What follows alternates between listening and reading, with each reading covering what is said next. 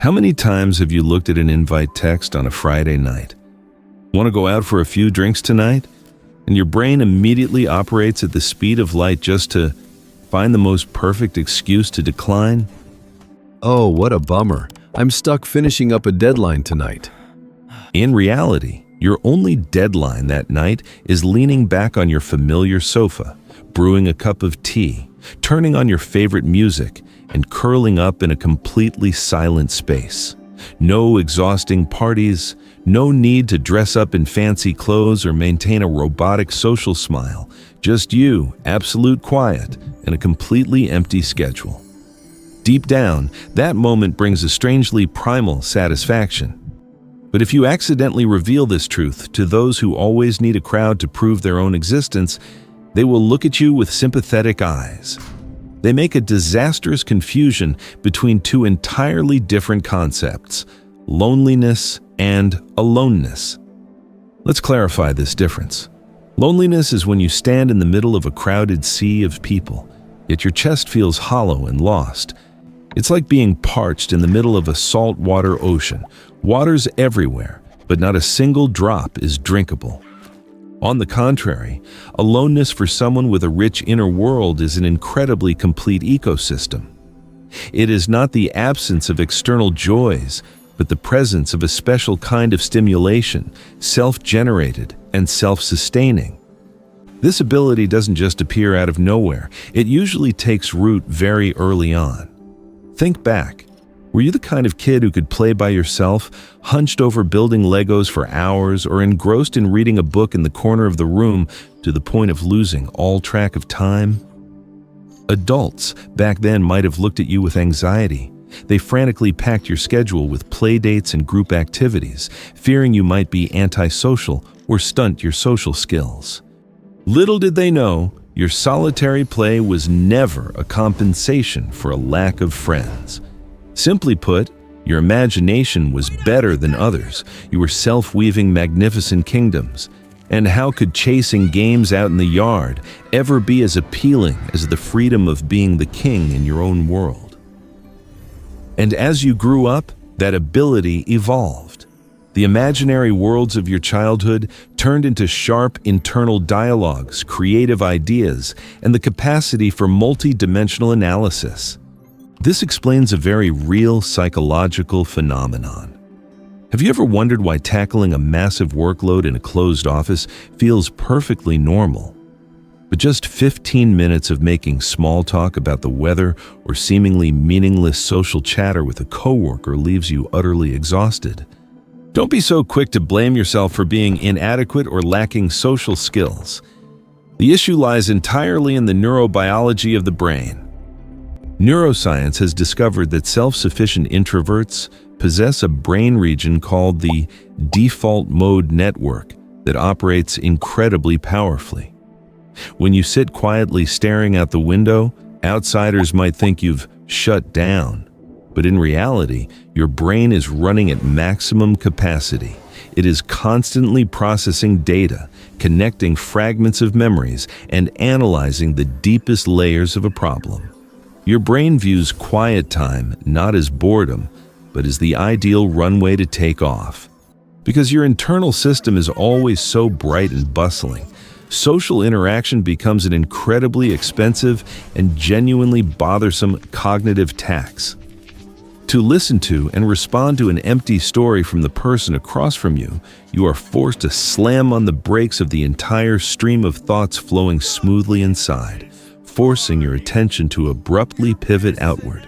That drains your mental energy. That's why you can absolutely be an incredibly smart, tactful, and charming communicator. But right after that stellar performance, you are obligated to retreat to your quiet base.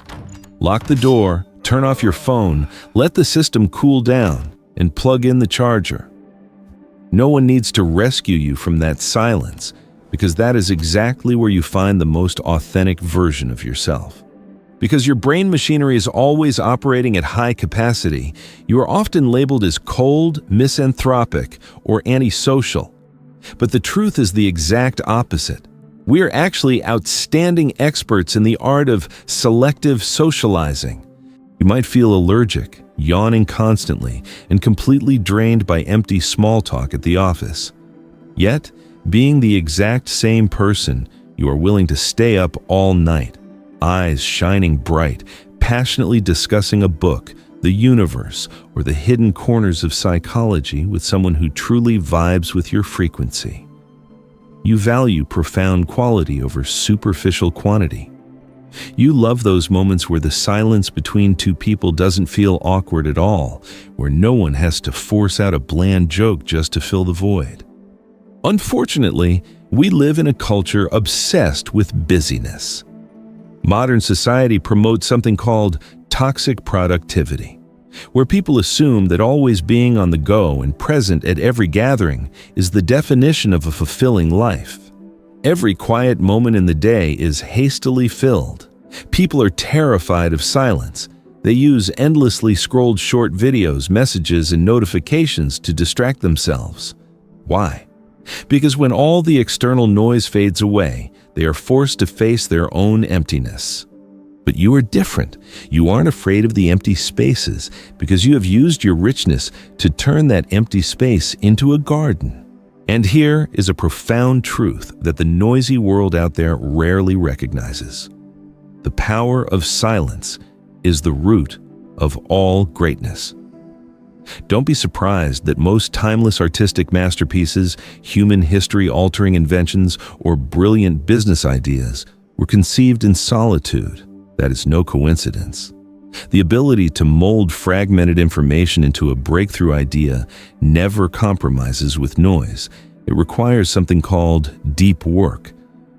This process can only occur when your mind is granted a wide enough space, uninterrupted, and absolutely undistracted by the piercing dings of dozens of apps demanding attention. By bravely turning down pointless hangouts to protect your alone time, you are actually holding on to and nurturing the most expensive resource of the 21st century: absolute focus.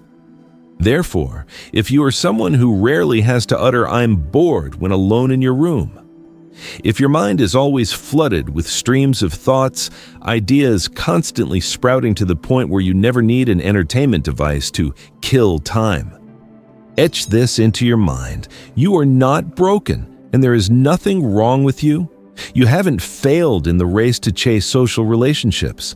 On the contrary, you have succeeded brilliantly in becoming independent and self-sufficient. You don't have to depend on emotions or beg for validation from the crowd. The constant need to be surrounded by others isn't always a sign of a perfectly happy life. Sometimes, it's just the silent cry for help of those who cannot bring joy to themselves. The biggest shift in your mindset isn't learning how to force yourself to blend into noisy crowds. The biggest shift is when you realize your rich inner world is a superpower to be proud of, not a flaw to be hidden. Next time, if someone looks at you curiously and asks, "How can you stay home alone for the whole vacation like that? What the hell do you even do without getting bored?" Just give them a bright, relaxed smile. You don't need to waste effort explaining yourself. No need to hastily make up some busy excuse. You are living in a dimension of freedom that they don't yet have the privilege to enter. The truth that your mind is already an incredibly wonderful companion. That your streams of thoughts are a powerful form of connection. That your inner world is so vibrant that the noise of the outside world no longer holds enough appeal to you. Sure, being human, there will still be times when you crave stepping outside, crave sharing your joy and connecting with kindred spirits. That is completely natural. But parallel to that, long stretches of time immersed in silence will always bring you a sense of absolute perfection. No pressure, no judgment, just you being deeply present with your own life.